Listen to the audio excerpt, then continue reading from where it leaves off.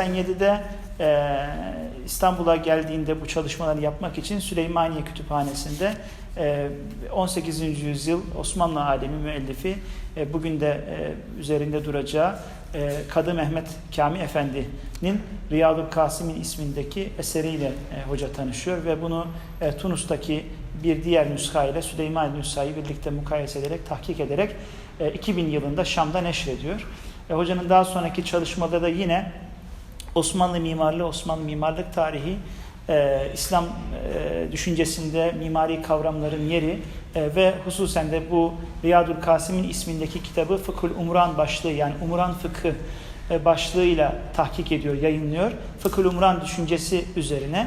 Geçen yıl bizim İlmi Etütler Derneği'nde Üsküdar'da organize etmiş olduğumuz yaz okulunda hocamız sağ olsun kırmadılar. Ta Cezayir'den geldiler. Burada 2 gün bir ders yapmıştık. Bu yılda açıkçası Türkiye'ye yeniden bir proje vesilesiyle gelmiş olması ciddi bir şans oldu. O zaman biraz daha sınırlı, daha uluslararası, yani pek Türk dinleyici sınırlıydı. Kitleye hitap etmişti. İnşallah bu yayınlarının hocanın uluslararası Fransızca, İngilizce ve Arapça olmak üzere saygın dergilerde pek çok makalesi konu hakkında mevcut. Türkiye'de bu fikriyatın ve düşüncenin ve bu alandaki araştırmaların önünü açacak bir açılım ortaya koymuş oluyor. İnşallah biz de istifade edeceğiz. Ben tekrar hem kendisine bu konferansı, bu kısa vaktini, 1 haftalık bir zamanda çünkü araştırma için burada, kısa zamanda buraya kadar geldiği için üstada teşekkür ederim. I thank for Professor and then very close times and they apply our invention to this conference. Thank you Ustaz, and thank you for Design Foundation Turkey. Inshallah it will be beneficial for all audiences. Şükran, tafadhal Ustaz.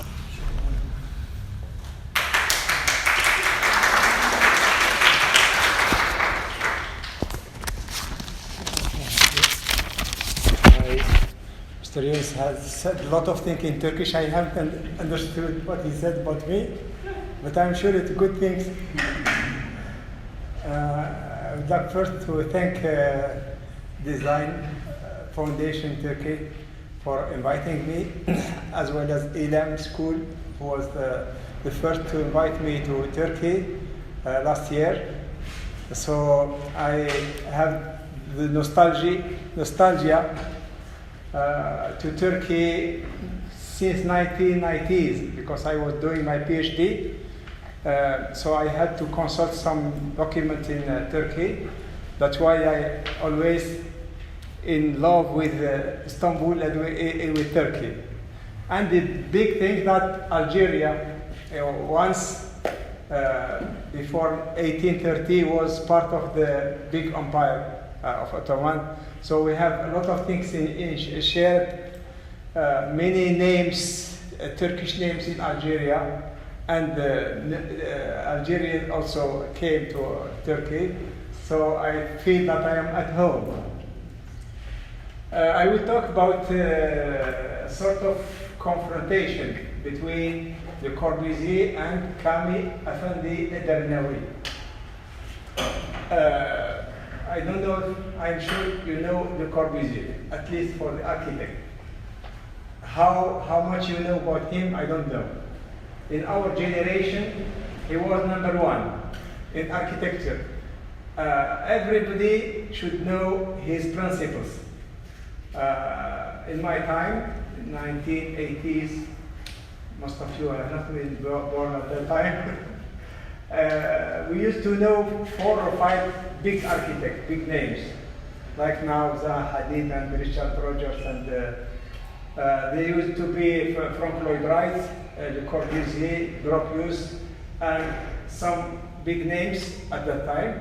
So as students, we should choose one of the names and follow his approach. So I was fascinated by Le Corbusier. Le Corbusier has, in short, 5 principles for designing, especially in housing. I just want to know some of you who can remember these 5 principles. I will help you with this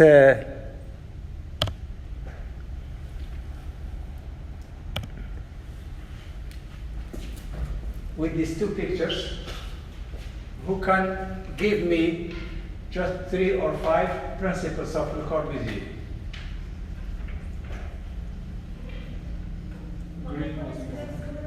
Sorry? One of them is arting flexibility. One of them principle is flexibility. Flexibility. Easy using. Any other? Open plan. Open plan. Notice. Yes. Wide windows. Sorry? Wide windows. Transparent. Then, From the ground.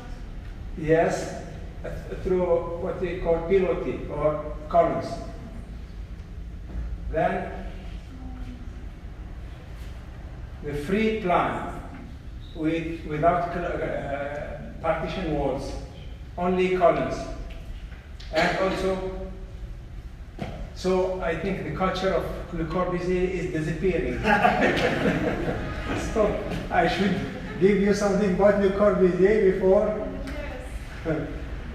The 5 principles, the columns, that we should be free from the earth, because the houses used to be on the ground.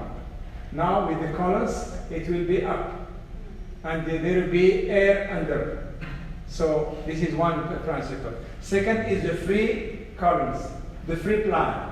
Free plan means only columns, so the space is free. We can subdivide it as we wish, because the old houses used to have stones and heavy material.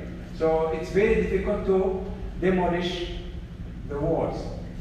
So that was the innovation, but now it's normal thing.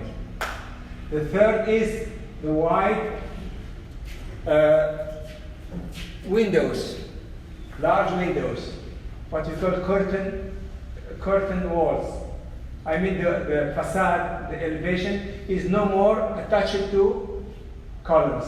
It is just like curtain. Because we can design it, we can open maximum of opening. And then the terrace as a garden. Because it used a pitched roof, very difficult to use it. But some of the Mediterranean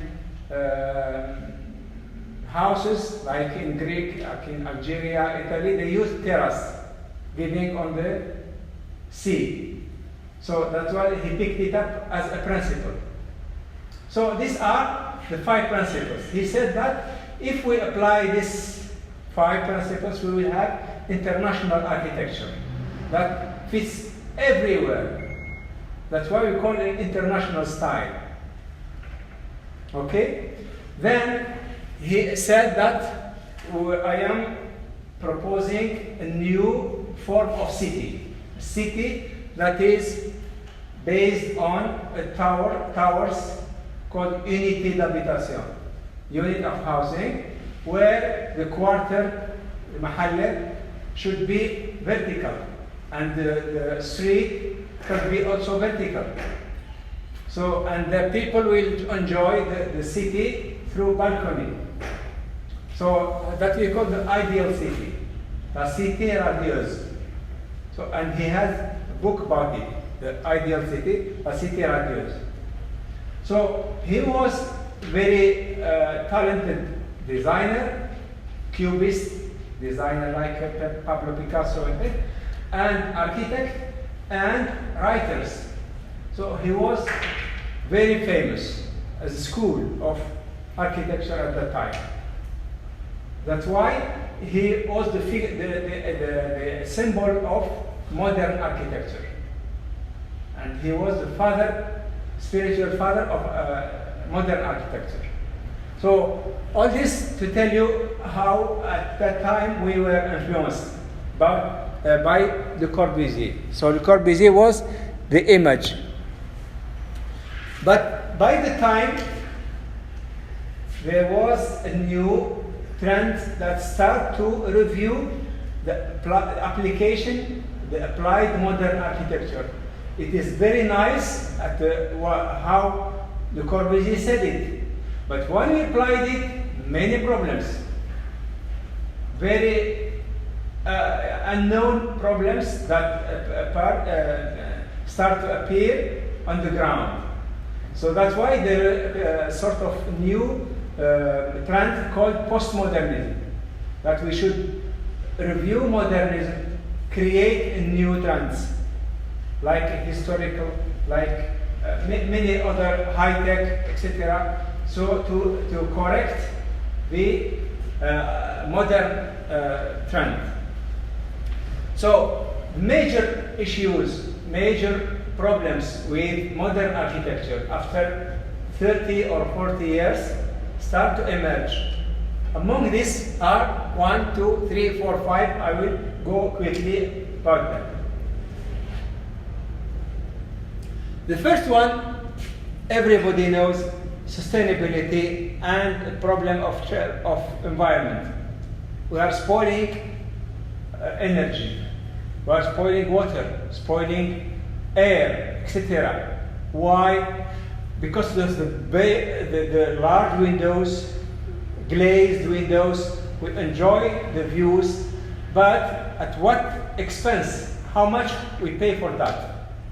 So this is one of the issues. The democracy and community involvement, heritage, the history of architecture, justice and rights to the city, and creativity and innovation. So, sustainability causes a serious challenge to nature and the balance in environment, mainly in resource depleting. We are losing our resources. Oil and water is being polluted, and wood is being depleted, etc. And pollution increasing. You know, the Rio de Janeiro Accord or Congress to protect our air, and then to Kyoto, and then to Paris in 2015. All this just to alarm people that we are going in the wrong way in terms of consumption of energy. And the construction and buildings is big consumer of energy. Maybe for 70% or something of energies and things going to housing and things. So this is one of the challenges. And modern architecture is one of the sources of these problems, because we are designing as architect for comfort, maximum comfort, and expense of the environment.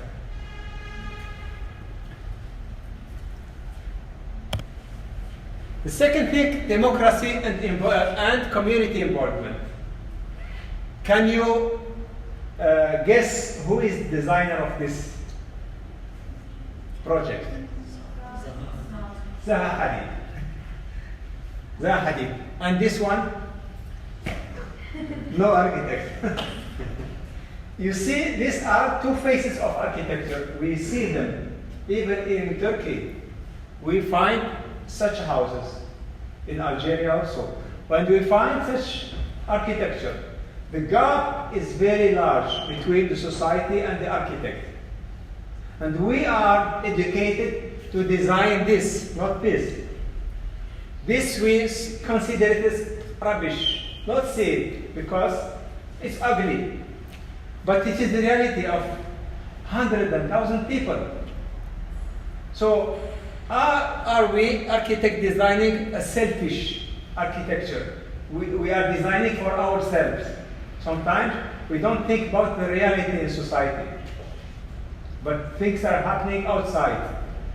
And dictators, as architects, sometimes we say, no, we know architecture. You users don't know. So we are dictating the way people are living. As if somebody say, no, this is hijab, no, it should look like this. I think, no, this is tie, no, it should look like it. So we are imposing forms, shapes to society. So that's a very dangerous way of educating in architecture. We are neglecting the reality. But the reality is, when we get outside the university, we find a very different reality, especially in developing countries. what we call the informal sector, informal, not formal.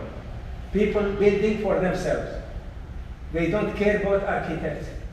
And they do what they think they can do and they want to do. This is architecture for only prestigious, only people who have money. This is designed by Zaha Hadid, very nice in terms of art. But nobody knows the cost of this building. Sometimes the government, they hide the cost because it is too much astronomical. And Zaha Hadid has this talent of doing things very nice but very, very expensive. And only governments who have not have transparency, they deal with Zaha Hadid.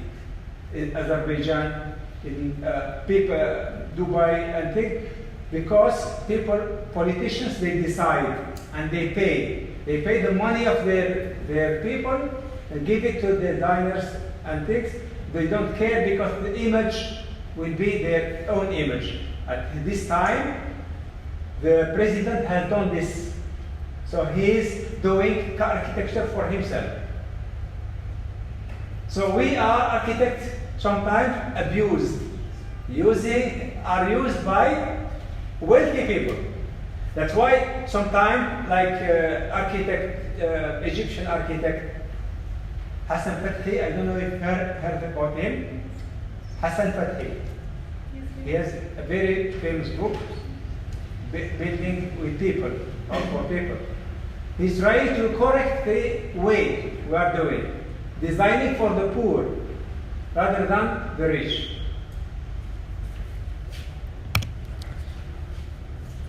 Heritage preservation and identity. This is one of the challenges of modern architecture also. Modern architecture is projecting to the future. They say that history is history, it is past. We should do something future and live our present life. So at one time, the Corbusier and the school of modernism said that past history, we should forget about it. And then, little by little, they start to think, the reaction of people, that history has a value. It is a sort of accumulation of experience of people. It is not only history, we should build on it. We should gain experience from this past. Because the knowledge and the civilization is built as sort of layers. We should not delete all layers and start civilization from zero, from scratch. So now we are reviewing. That's why all schools now, they are reconsidering heritage, preservation. In MIT, in Oxford, in Italy, in British, everywhere there are urban heritage, urban preservation, and they just to gain back the old buildings and give them a new, their real value of time, and also identity. The villa made by Corbusier, he said that it is international. But in fact, after many years and decades, we discovered that architecture is also identity of people who made it. So architecture in Istanbul, totally different from architecture in Japan or Brazil. So it is part of our identity. We cannot have same identity everywhere. So this is a radical reviewing of what we call regional architecture. The architecture is mostly regional, made attached to the region, to the geography. So this is one of the challenges to modern architecture. Justice and right to the city. You see this image. in the Delhi or something, India. This is the same city with two societies, poor and rich people or upper classes. So this is very unusual in humanity. Something is wrong in the city to find formal and informal. So this is also because this is the model of Le Corbusier. Exactly what he designed in his ideal city, it's applied in everywhere. Now in Istanbul you find everywhere this tower. This tower costs a lot. We can build in state of the tower many types of building, less cheaper and more economic. And we can reduce the gap between this and this. We should find something in between. Because we cannot negate or close our eyes about this. It is existing, and this is existing. So these people have stolen the money of these people, in a way. So it is an equation to be solved at the city level. And architecture, we should look for something that is, affordable for people, so that we can bridge the gap between the two. This is design, Turkey foundation design. I'm sure you would like it. But for me, it's very strange. She is going out of mind, this lady, just because she gets inspired from this classical way of ladies putting dressing. Instead of taking it by hand, she made a sort of mechanical system to express this. This also, without any control, we can't do anything. We are doing things that are out of control, out of utility. The same thing we are thinking about computers and what's happening in civilization. We have a lot of fear what will happen. Maybe a small mistake of atomic bomb or something like, the whole humanity will vanish. The same thing in design. What we are doing is out of control because we have no framework for controlling this thing. And sometimes wasteful and useless. Why are doing this? Nobody has, because it is art. Because we should be creative as possible. So, but is this creativity should be at expense of everything? At what expense should be this creativity? Now, I will go to Effendi, Kami Effendi. So, this is the Islamic architecture. I am giving you a history of my life, how I started with the Corbusier and how I revised my views and confronting these two cultures. When I start to prepare my PhD, I start to think about the history of the city. At that time, the Corbusier has a small writings about Kasbah. Kasbah is a city of Algiers, the historic core of Algiers, built by Andalusian and Ottomans. The Andalusian was migrating from Spain, coming to Algiers as refugees, and the Ottomans came, Khalid bin Pasha, Barbaros, came to safeguard Algiers. So they created this Algiers. That was the capital, regional capital of Ottoman in Africa, North Africa. So he said that it is amazing, this architecture, because all houses they have terraces giving on the sea, and the winding road are giving sort of architecture that we cannot watch, we can work through.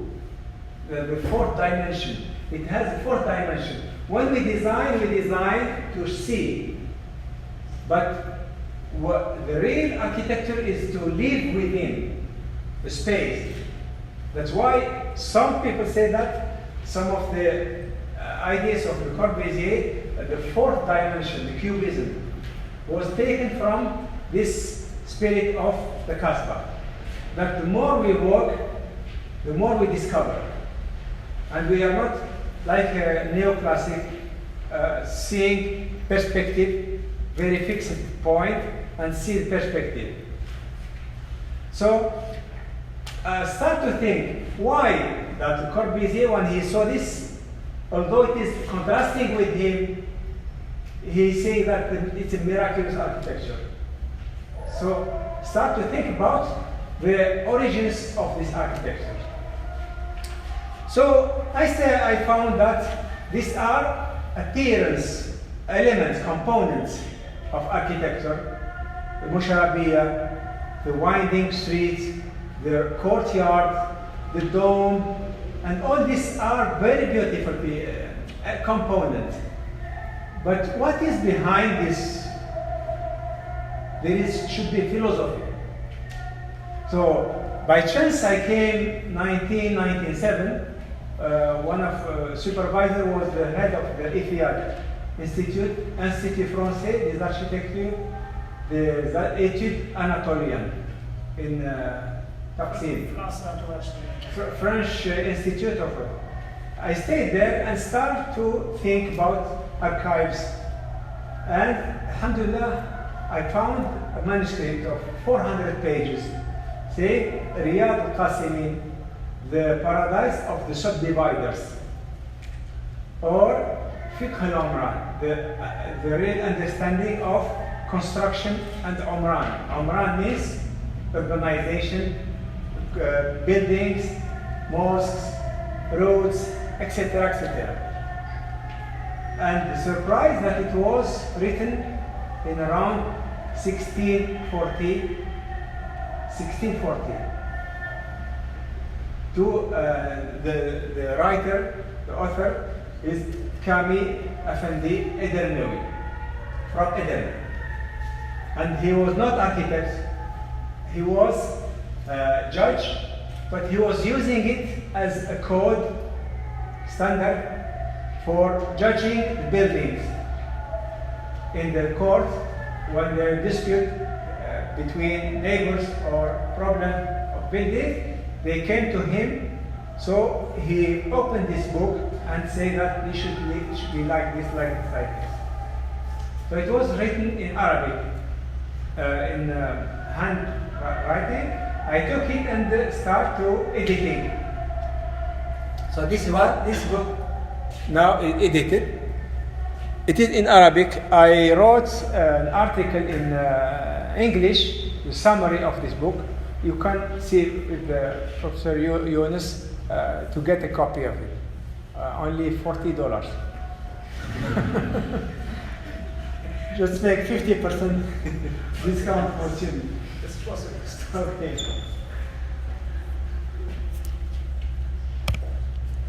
So, Islamic architecture, we are using, I think you all have a course on Islamic architecture. Yes or no? As architect, as a course of history. Do you use this word of Islamic architecture? Of course, there are many books called Islamic architecture. Sometimes they say Muslim architecture. Sometimes they say Arab architecture, Arab Muslim architecture. Sometimes they say Ottoman architecture. So these are confusing terms. That's what the first thing I was thinking about. What is the difference between Islamic architecture and Muslim architecture? So, under the influence of the principles of Islamic architecture. So, it is our practice, our output from in the light of the principles. So the Turkish people, they made their Turkish architecture according to the heritage of Byzantine, etc., and the building, the climate, of course, and the geography, etc. The Egyptians have made their own architecture, and both are Muslim architecture. So this are then Muslim architecture is something varied, and it is according to each nation, according to history, etc. Islamic architecture is related to Islam. It is only based on principles, abstract principles that are timeless. They don't depend on time. It's not related to 17th or 18th or 19th century. But Muslim architecture, it depends whether it is in 18th century, 15th century, 13th century, totally different.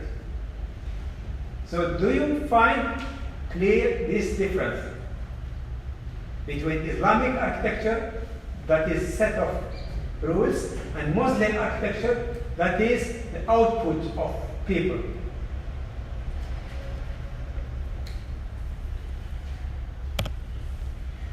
This sort of sketch that shows the difference. This is abstracted Islamic component, principles. I mean, when you read Islam in its doctrine, you will find many concepts. And this concept, many of them have their impact on space, on architecture, on building. Some of them, they don't have impact, like fasting.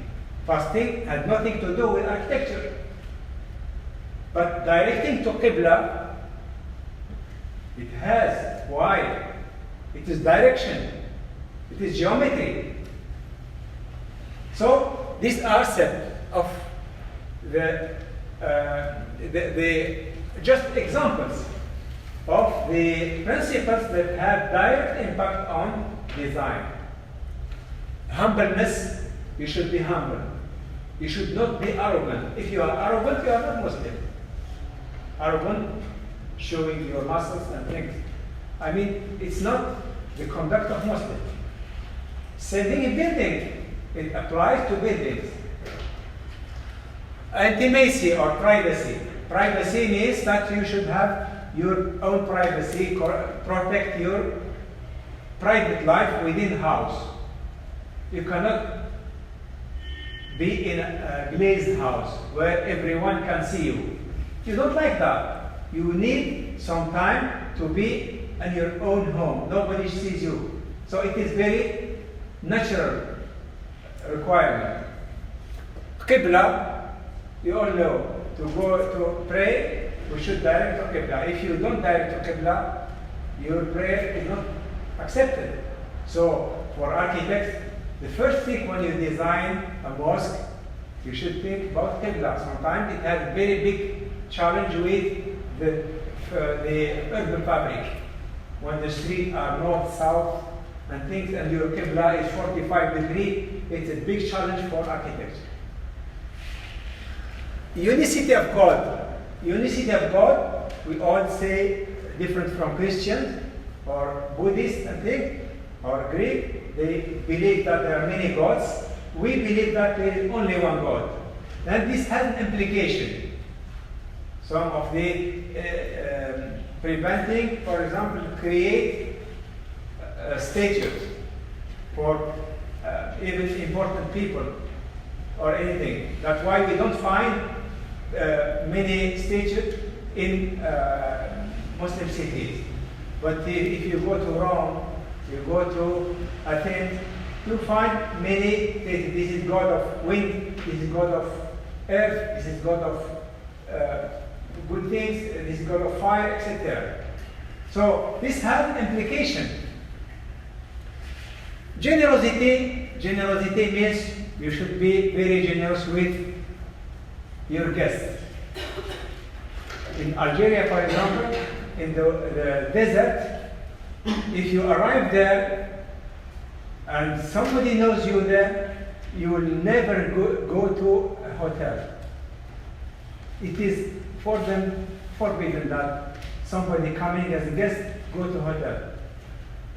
Why? Because every house have their own room for guests. And should stay 3 days eating, saving your money. Nobody asks you. And even if you don't go, there is a sort of khan for somebody coming. Nobody takes him care. So he will go to a khan and he will be paid by some huge foundations. Wow. So these are implications. Even if we are not Muslims, we should understand the architecture, Islamic architecture, through this thing. I'm not asking you to be Muslim or something. No, I'm trying to show you how to understand Islamic architecture and Muslim architecture through these principles. Then you will find mathematics, which we call Venn diagram. Did you hear about it? I'm sure. In France, this is one of the French first mathematics Venn diagram, Majmua, set 1, A and B, precedent and antecedent. You should make link. We do it in primary school. Yes? Okay. So, for each of the components in architecture, it's not designed for that. It should have principles behind it. The dome, why? The mushrabiyah, why? The door, indirect door, why? When you ask, you should find answer here. It's not for their own, these principles, not made only because we like it, because of design, but because we are replying to these principles. And this is the most important point I want to make it here. That to understand architecture, Islamic architecture, many books, they say Islamic architecture, the domes, Mashrabiyah, the souk, the khan, the mosque, the castle, etc. These are just Muslim architecture. Muslims, they did under the influence of Islam. But it is out of date, maybe. But it is not. Allah didn't say, Ya ayyuhalladhina amanu, you should make a dome in your houses. No implying about these elements. But he said that you should protect your houses from the outside viewing and things. It's an obligation. So that's the difference. Now you understand that all this architecture we know, Safavid architecture, Abbasid architecture, Ottoman architecture, Seljuk architecture, is just an image of one principle, one body of principles. And this is what we call later on fiqh al-umrah. Fiqh means the way understanding umrah. So that's why we have many images of architecture. Some of the Orientalists, you know what Orientalist? Yes? Somebody should tell me, otherwise I will not continue. It's about Eastern cultures. Orientalists, scholars. Scholars who just mention fictive images about the East and studying Orient in terms of fantasy. In a way, yes. In a way. Yes. See, these are Western scholars, British, France, German, went to East, to Egypt, to Anatolia, to China, studied the Eastern civilization. So this is called Orient. Orient means East, Sharq. Edward Said, he said for that. So Orientalists say these are mostly, they have negative view on Islamic architecture. They say we cannot understand how Islamic architecture has many faces. Andalusia has its own architecture. Turkey has its own architecture. Isfahan has its own architecture. And India has its own architecture. So this Muslim that just spying and stealing architectures and say we are having civilization. So that's wrong. This is only Muslim architectures. This is output. That's why they are diversified. I mean, they are completely different, but they have the same essence, the same components. If you analyze this, you will find the components are the same.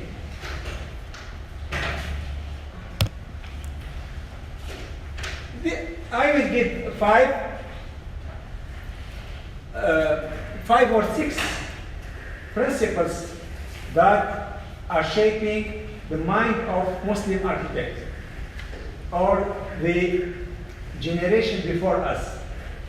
If you understand this and we believe in them, automatically our output will be new Muslim architecture of 2019. The first, unity of God. Second, vicegerency. Third, Ummah as society concept. Supreme maqasid. Supreme, and we discuss them. Urf and ijtihad. I will go quickly on this thing. This, for example, the output of design, interior design. By the way, I am founder of a school of design, interior design, Islamic Architecture. We give some principles for creating a new architecture based on our culture, Islamic culture. So, one of the principles that Muslims are forbidden to figure out the faces and animals and creatures. Not only Muslims in Orthodox, some Christians, some other cultures, they forbid to redesign creatures. You are allowed to design trees, to design landscape, but not creatures, humans, and men and women. So this is the impact. As an architect, we are not discussing whether it is good or bad, why and that. No, we are just saying this is a principle. Take it or leave it. As an architect, I have this implication of this principle on my design, that I should have an alternative to this design. That's what we call aniconism. Aniconism, away from creatures. Then that will push me to abstraction. Abstraction means the structure of the matter, not the matter itself. So you see in Renaissance, Leonardo da Benevolo, Brunelleschi, all they start to rediscover the creatures and redesign the women, design the man and things. But in Islam, we are trying to go to the matter itself behind this shape. What is behind? So that's why we are developing other sciences like algebra, like geometry, like calligraphy, etc. That will send us to other meanings. And that's why, for example, in design, we don't find statues of giraffe or elephant or something in our house.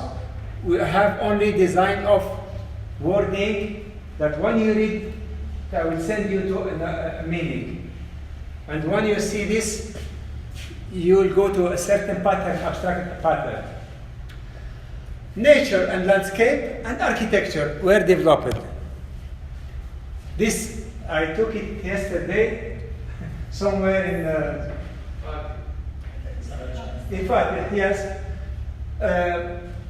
Ottoman Empire, at a certain time it was forbidden.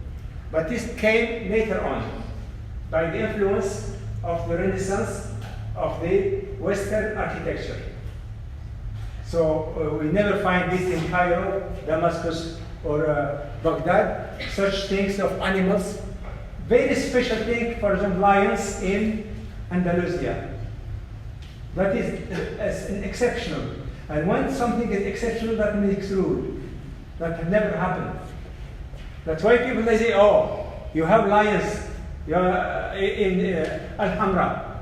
How are you saying that we don't have? No, just give me over history any other example. So that if somebody makes a mistake or something made his own mind, that doesn't reflect the whole set of rules. Nature, so that's why we, Muslim architecture has developed a lot of things of abstract, muqarnasat, mashrabiyat, and things because of this abstraction. Islam has pushed us to abstraction, to go beyond matter, and to go to nature. Nature, landscaping, interior design, and things, it was very pushed on during the civilization of Muslims in Alhambra, or in Anatolia, or in Persia. So it was very developed at that time.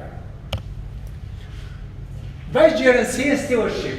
Vicegerency, Khilafah. Khilafah means the mission of the man and the woman on earth. إِنِّي جَاعِلٌ فِي الْأَرْضِ خَلِيفَةً. In one of the verses of Quran, that everybody on the earth has this mission of being on earth to do something. That's what you call Khalifa. And this is a set of rules that you should follow. You should not do whatever you want. You should not spoil nature. You should not kill other people. You should not invent something that will destroy environment or destroy humanity, like atomic bomb or something. So this is what you call stewardship on earth. It is the starting point for the search for a definition of Muslim approach to the environment based on God's intended role for men and women, an order in the cosmos and in this world that must be respected. So we believe that there is unity in the universe, that everybody is connected with everything, that there is no split. The same thing, unity of humanity, that all humankind have something related. Even if he's not Muslim, we are under the big umbrella of humanity. We should have a way to deal with him. The Khalifa concept connotes the mission for all mankind on earth and doesn't concern Muslim only. The third is the unity of knowledge. Unity of knowledge. This what now at our universities we are teaching the split knowledges. I mean the engineers, they study engineering. They have nothing to do with biology. They have nothing to do with computing. They have nothing to do with geology. But in our minds, as Muslims, we believe that there is something related. And now the knowledge in all big universities are trying to get back this interrelation. That when we have engineering with medicine, we will have some scanner for biology or something like that. And when we have geology with astronomy, we can find something there. So everything is related. So this is under the big umbrella of vicegerency, that the knowledge is one. Vicegerency has an impact. That this is the example in the desert of Algeria, where each drop of water is designed how it goes and where it goes. What we call fugar. This is a system of irrigation system, and many tourists they go and just take but they don't know that the amazing thing behind is the fractions 140, 120, 140, etc. A very complex mathematics behind this thing because of the heritage. So we have a sort of computing system to reach how this is large and how it is larger. And this is what we call Qassam. Qassam, the divider. The divider is very knowledgeable man in environment and in mathematics. And you see now, go to our toilets and taps. When we finish from toilet, 5 liters going. They don't care, the designer, how much time people going to toilet, how much time we are spoiling water, and everything is spoiled. Why? Because we are designing for comfort, and we don't care about environment. Now, little by little, we are going back. That each drop of water has its value. So this is in irrigation, also in cooling and heating. We are using ACs and things, but in the time of the old architecture, we have the wisdom to use the passive systems. I mean, without cost, trying to find how the wind is coming from and how to heat with the minimum cost. But now we are using glazing and then using heating systems, and the cost, what we call the running cost. Running cost, after 20 years, it will be astronomical, how much we pay for the design. The Ummah self-organization, I will not extend too much on this, just an example of neighborhood. You know what is neighborhood? The neighborhood unit in planning. When you design houses, you should think about a group of houses that people will know each other, that we create community. We should not design 5,000 people with blocks, and after living each other, nobody knows the others.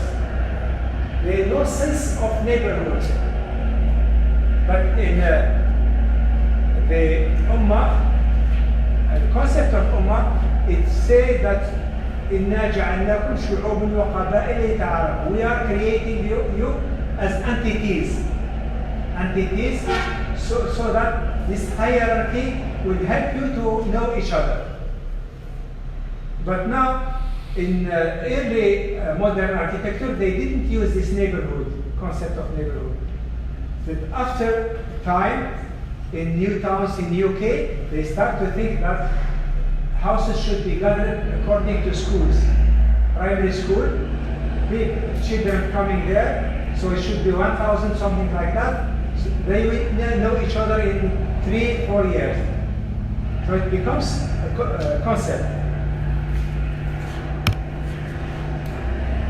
Neighborhood, preemption and elimination. Preemption, what is preemption? Preemption is a legal word. Means in Arabic shufa. Preemption is that if you have your house, big house, and you want to sell your parts, you cannot sell it to a stranger and go. No, the people who are with you, they have the priority to buy it rather than somebody from outside will come and disturb their homogeneity. Do you understand that? So it is the right of getting the share of your partner before any outsider. So what is the impact of this? That the homogeneity of the group will be protected. If somebody sells his part and go, and then becomes stranger, another stranger, and then stranger, the neighborhood will lose its identity. But if we apply this is in a way one of the rules in planning. So it preserves the entity of groups. Vis-a-vis privacy issues, humbleness and simplicity. When we go to Morocco or Cairo, you will find the elevation, outdoor spaces. No difference between this house and this house. But now if you go to Istanbul, this is very good house, this is very humble house, this is very poor house, this is most modern style, this is traditional design. Because people don't care about the social bond. But in the time, in traditional cities, they used to have some willingness for simplicity. So that I will not show, even if I am richer, I shouldn't show the weakness of my neighbor. But inside the house, it will be very rich. I will have my courtyard, my fountain, my garden. My neighbor will have a very small courtyard because he is poor. But outside, that is the urban fabric, that is the social aspect. It should be, in a way, not competing each other. So that's why the humbleness and simplicity of Untitled. But now I am teaching architecture. You see what we do in housing. When somebody coming to you will tell you, you will tell him, I will do for you the best house. The best house in the city. Everybody will watch it. Why? Because we are programmed to do the best thing, competing and showing the wealth. But it's not allowed. You can enjoy your wealth inside, but you should not create a jungle of competitiveness outside the city. Height limits also. All houses have the height limit. This is the urban fabric in Fez, Morocco, or in Algeria, or everywhere. You will find this urban fabric. It is like this for some reasons, for very strict principles of not going higher than your neighbors and respecting his privacy, etc., etc. So this is the impact. I will go quickly. The maqasid means supreme ends. For example, somebody asks you, what is the purpose of your life? You will say, I should be happy. I should get married. I should have a position in the society. This is supreme ends for you. So in Islam, they have supreme ends. The theory, the doctrine has supreme ends. And the scholars have decided about this.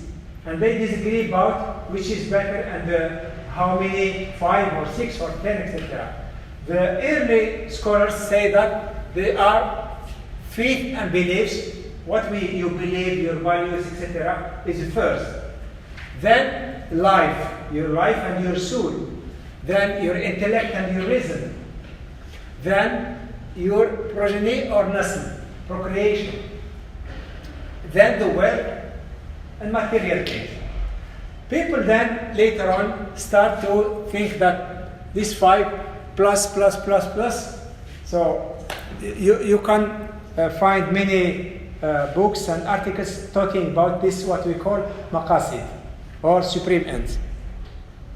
So these supreme ends, you should know them so that you will know which is the most important, which is the less important.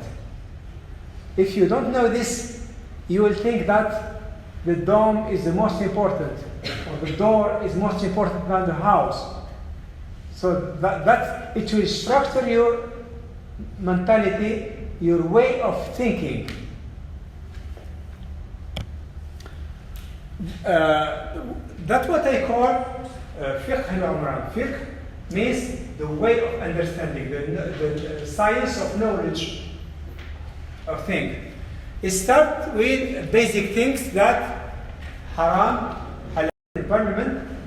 There is an issue of forbidding, not allowing the minarets of mosques in Zurich and in Lausanne, because there are many Muslims who want to build mosques. At the first time, Muslims reacted. Why? You have the freedom You are European, you say democracy, and things and things. But some people, very wise, said no. The minaret is just a symbol. You can have a mosque without minaret. So let's then have your mosque without minaret. And the problem was solved. Without this maqasid sharia, there would be clash. That was some Muslims, they will go and kill Switzerland because of just reaction, because they think that minaret is a very important symbol. It is maqasid sharia, but it is, in fact, it is not. It is just an element. We can have a mosque without minaret. And that's what this helps to understand the essence of Islamic architecture. The ijtihad, last point, ijtihad means the innovation. Innovation means that you can invent.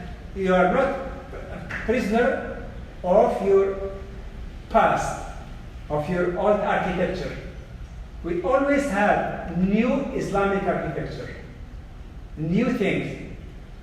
Invent. As far as you respect this concept, you can do new things with computers, with materials, building materials, etc., etc. So this is what we call the large sense of ijtihad.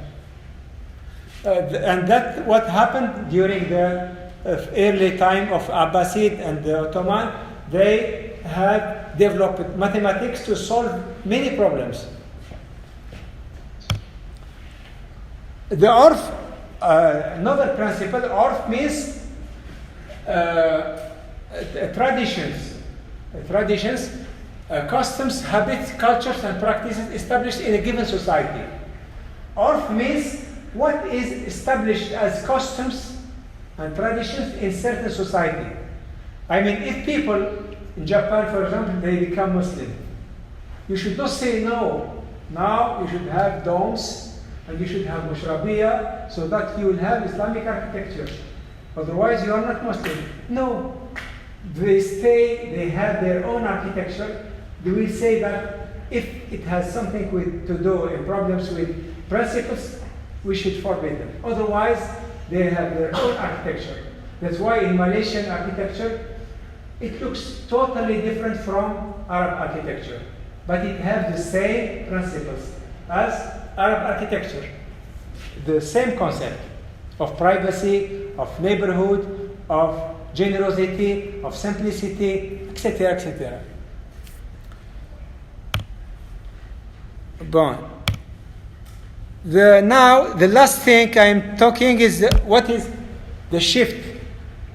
The big shift is happening now from the Effendi architecture, the Kami Effendi, to nowadays architecture is the system. We are doing a lot of things under the umbrella of bureaucracy. Your project is designed, and then you will send it to municipality, they approve it, and such. But this sort of system is so-called bureaucracy. Bureau, from French, bureau means an office and a desk and a chair. But before that, in traditional cities, there used to be many hierarchies before. If you respect your neighbors, you respect your partners and things, you don't need to go for building permit to the higher level. It is a local practice. Now, our society used to be like this, very hierarchy body. But now, we are all individuals under one state. And this is very poor society, because we are individuals. We are not groups, clusters. And the state doesn't like to be clusters because they're difficult to control them. Their control, their state, their power will be reduced. But with this, the state is powerful. It can control everybody. That now is happening with Facebook, and with YouTube and things. Very big problem in UK and in the USA because of Facebook is dealing with CIA and directly with the state to control people. And the people, I mean artists and the doctors and things are gathering to gain this power of hierarchy. Anyway, this is beyond our reach. Exogeneity and endogeneity. What is the difference exogenous and endogenous? Exogenous is a norm coming from outside, a rule. For example, somebody who asks you to do things. You should respect the red light. When you drive at the red light, you should stop. If you don't stop, what happens? Your permit will be taken from police. This is what we call external. But endogenous is values from inside. I should not drive against the red light even if there is no police. Why? Because I might kill people. If I kill people, I will go to hell. Just you are reasoning. So most of rules in the traditional cities used to be endogenous. Most of our rules now are exogenous. You should go setback of your building 9 meters from your boundary. You should open 1/8 of your opening, etc. like that. People, they apply them, but they are not convinced. But they are their rules. So our architecture now mostly exogenous because it is based on external rules. The simple people, they don't understand why. But if they don't do that, they don't have their building permit. That's what happened in Algeria. Most of people, they apply for building permit. When they get the building permit, they draw their own house. They completely neglect the external rules. Around 50% or 60% of buildings around the world are out of the building permits. Why? Because they are external. People, they don't believe in them. They don't respect them. But they have their own rules, endogenous. And this is a big issue in architecture. Well, when we design, we have rules. So are we asking people what they like, or are we respecting the codes and standards? Of course, not all standards are bad. They are protection from fire, from earthquakes, etc. But I'm talking about the general trend, difference between endogenous and exogenous. The exogenous are based on secularism, separate what is belief from what is practice. Bureaucracy, somebody in the bureau will judge whether the building permit is correct or not. Exogeneity, there are norms. But here, there is the religion. When we build, we have some beliefs. And social code, we are respecting our neighbors. And natural law, and endogeneity. We are also having this type of mass producing of houses. And it is individualism. We are encouraging individualism. People live their own life. We are not encouraging the social network through our architecture, through the concept of villa. Villa in Italy, villeggiatura, the rural house that is surrounded by greenery. So each one is making his own villa within the city. So we are not having city. We are having a set of many individuals. And we are trying to have maximum comfort. Maximum comfort with glazing, with a very high standard of life. That's what we call Veblen. Veblen is a sociologist American, he said that this conspicuous societies, conspicuous. We are consuming just to show and to follow the higher prices. I have this phone, Galaxy 7, there is Galaxy 9. My friend has 9. Let's throw this. Let's buy 9. And things. Same thing for buildings. So same thing, so the consumerism, the Veblen rule of consumption. But in Islam it is forbidden. As far as it is used and you can call your friend and things, no, we should not change it. Unless there is some new application, maybe think. But companies are not interested in your preservation of your mobile for 5-10 years. They should produce maximum possible to let you consume.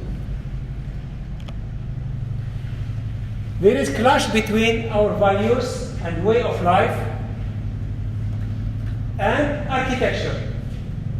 This used to be architecture in traditional way. They need outdoor space, but they cover it beautifully with mushrabiyah.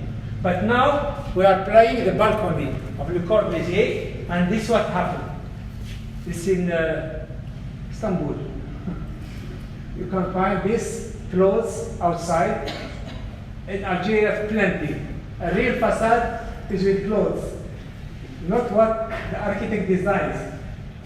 So this is a clash between your architecture and real people, how they live. Heritage, this is a very complex point. I will finish, sorry, I took a long time. I have an article about the succession law in Muslim law, succession heritage. Somebody who dies, how his houses and land and things, how subdivided according to the girls and boys and wife, etc., with fractions. So when somebody died, there is a very complex system for subdividing his house. If they cannot subdivide it, they should sell it and subdivide the money.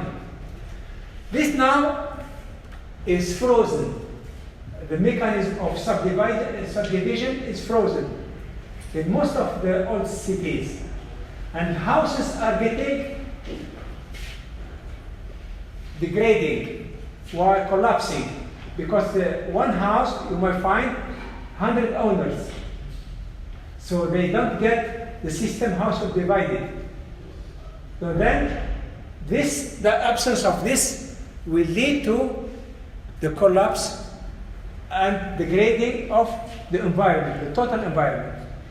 That's why most of old cities are getting this problem. Waqf. I will ask about this design foundation. Waqf is, you know what is waqf? It is foundation based on sort of property ownership of somebody who gives it for charity or good things. For example, somebody has money and they decide to give it to University of Istanbul or library. So he believes that in God, that he will be rewarded for each money gives it to the university. And each time a student uses a book or something, he will get rewarded for that. That is the spirit of the waqf. Because of the secular system now, the waqf have stopped. So the impact of this, that most of the services, water, electricity, gas, education, orphans, hospitals, are based on municipality, on the state. But 200 years ago, the state has nothing to pay for the services. If you have orphans, there is foundation for orphans. If you have students, there is foundation for students. If you have cats, There's a foundation for cars. Anything is based on foundations. Imagine that what we call sustainability, financial sustainability. But now it is mostly based on public treasury, that the municipality should give to each service its own budget so that it works. And if municipality doesn't have money, the service will be very bad. So that's what is happening now. Most of the cities, most of the old houses are getting degraded. I think that this is the last slide, and thank you very much for, sorry for.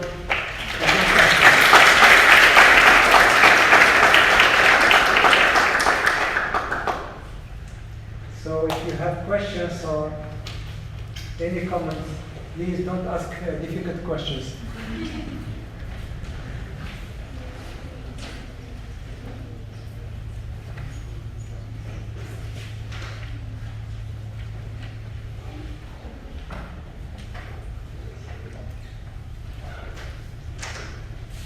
Yes. Thank you for your presentation. It was great. And it's kind of like brainstorming. It's not a question exactly.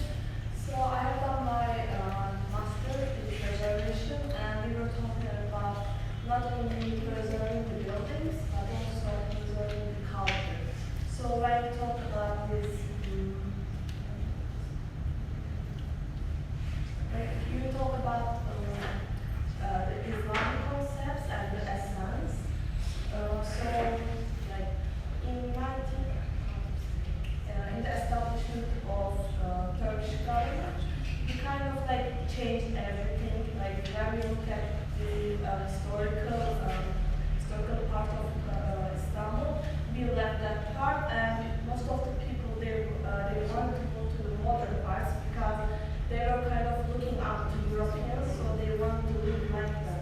So when we talk about the essence, I kind of really liked it, and especially for my PhD research proposal, I'm trying to kind of like revitalize the preserving the culture.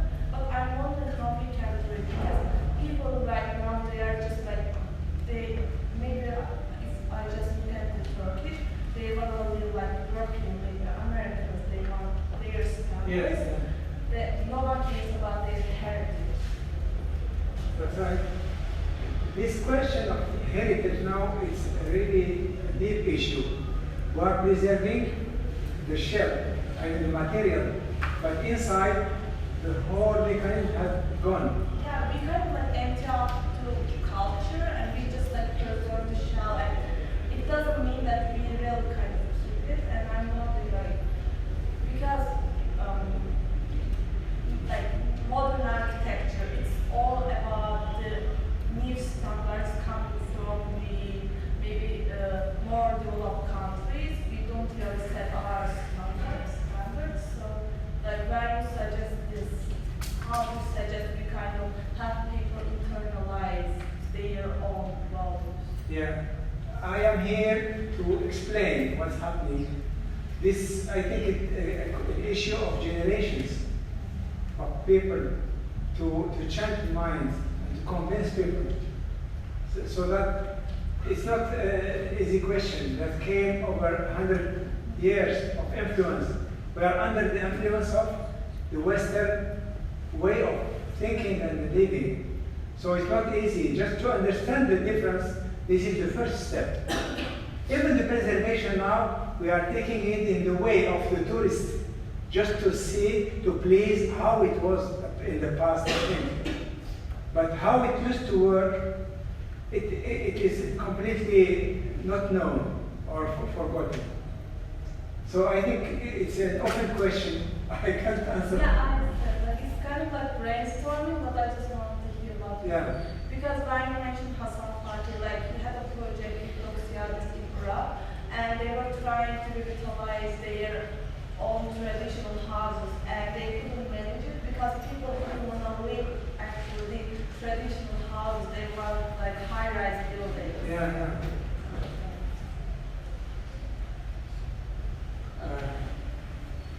Yes. Mine is just a comment. I'm about to graduate from college studies. I'm a master's student,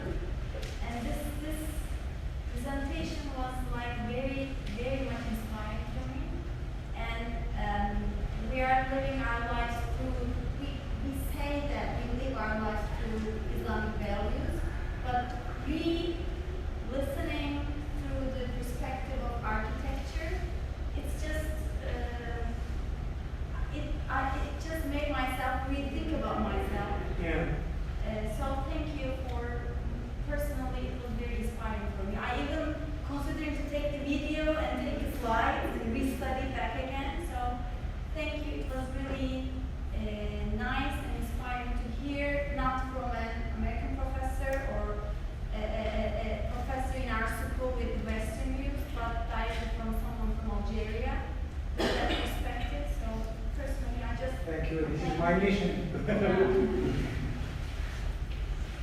questions? Yes, sorry. Thank you, sir, for being here with us today. I have one question actually. In the Islamic society in the past, Muslims, their buildings was based generally from their belief and their religion. And I'm wondering about the non-Muslim in that society. What about them and what their buildings? The non-Muslim. I think, yes, there are some chapters called about the beliefs of the other people in terms of respecting their churches and their way of living and their autonomy. They used to have their own representative. For example, in Istanbul, the Christians and Jews used to have their own autonomy inside. I mean, Islamic rules were not applied on them if they don't.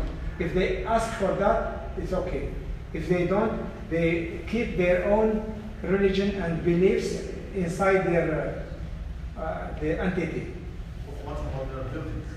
Buildings, mostly instructions, or they are similar, but this is, I think, a topic to be studied. I mean, if you take, for example, Jews or Christians in Istanbul, how they used to live. I know the principle, how it was applied, but I don't know exactly the details of application of this thing. But they in this Kami Effendi rule, they were Ahl al-Dhimma, the chapter, special chapter for non-Muslims. Was their church and like society would not have like a divided society from the buildings. Yeah. If all the Muslims, Christians, and Jewish following their own building construction, we would have like a divided community. Society. Yes, in a way, even Muslims, they are not all the same. For example, in Algeria, they use regions from Anatolia, from, I don't know, they have their own, even their crafts. So there are entities within Muslims. Don't think that Muslims are one block and Jews another block and think that. So there were entities, a sort of hierarchy. That's what I can say about this. Yeah. Thank you for the presentation. So it's gonna be a mix of like comment and a question. First of all, in the whole presentation, I find it somehow a little romantic because while you are talking about the religious and all the spiritual concepts, it's coming like, okay, we are putting all the principles of the Islamic architecture, but at the same time, we are taking them in the presentation as always positive. For example, yes. For example, when we are talking about the neighborhood, yes, it has many advantages of the social problems and then trust issues. But on the other hand, neighborhood means exclusion of the outer, for example. Yeah. And so even in the practical way of seeing these principles, they are somehow problematic. But on the other hand, while we are talking about like the Islamic and then by the words of God, we are saying or accepting them as one true knowledge. As you said, there is only one true knowledge. But even the knowledge is questionable. Let's say, of course, coming from a secularist way of thinking. So even while we are talking about these ones, they are coming with romanticism. Also, as you said, like Islamic architecture in history was more sustainable. You were saying, but at that time, because of the technology, because of the other things, they didn't choose to be sustainable. It was the only thing that they can do is sustainable. Yeah. So yes. Maybe I focused on the positive things, because we lost these things. I guess that if my student, I was over 5 universities, most of people ignore what I am saying. They don't know these things, but wherever I go, I explain them. Then the second step is, of course, to criticize. But the first thing is to know these things. then what is the inverse impact of neighborhood, or what you say, anything that negative? I think it comes as a second step. So my mission in this lecture is to show what is not known by people, and what is this difference between architecture, modern architecture, and Islamic architecture. Because most of us know about modern architecture, because we are practicing it. But I guess that most of people don't know Kami Effendi, I don't know it. And what is he saying? At this time there was many problems, of course, no society that is ideal. But I think the most big message I want to give is just to open the gate about the study of this thing for the future.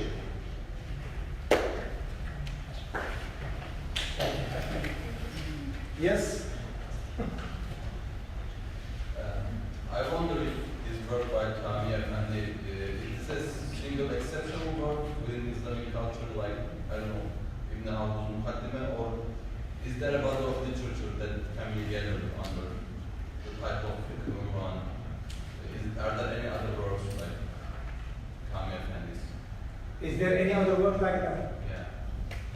Yeah. By the way, it reminds me of one of the manuscripts you heard about Sinan Pasha, the architect Sinan.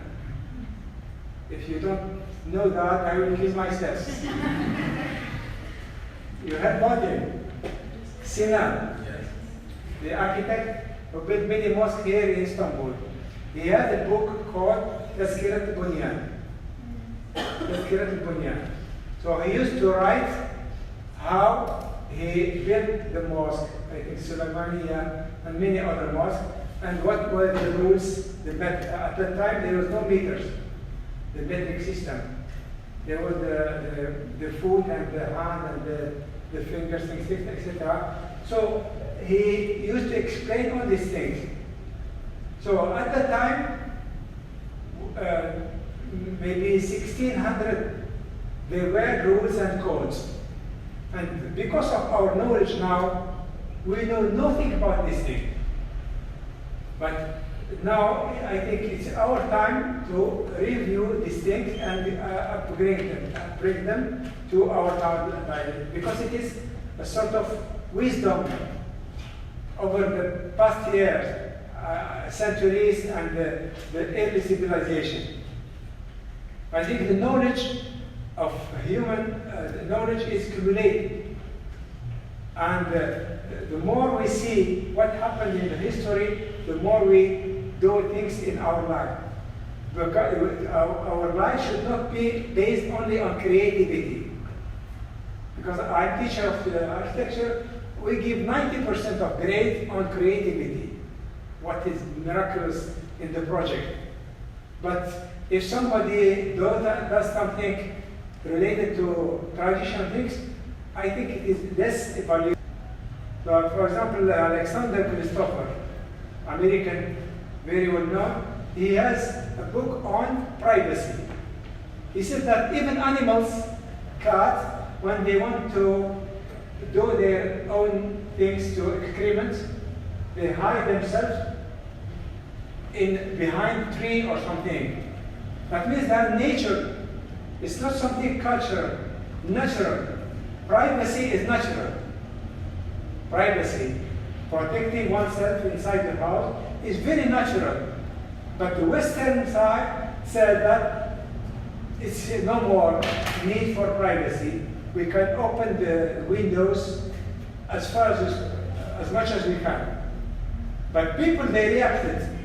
In France, for example, Le Corbusier has a very well-known project called the Pessac, a village for the workers of Citroën. He built it with the concept of Villa Savoie, with the columns and wide windows and things. After 10 years, he went there. The whole village has changed. The windows become smaller, the pitched roof, and the pillars have been covered. So all his architecture had disappeared. So he said, how? Either I am wrong or the society is wrong. So this is was what I call nature. Sometimes something very natural coming. But with modernism, with technology, we are going far and far in the artificial things. And we are less attached to nature and to, intuition, endogenous norms. Many thanks. Okay, then. Thank you very much.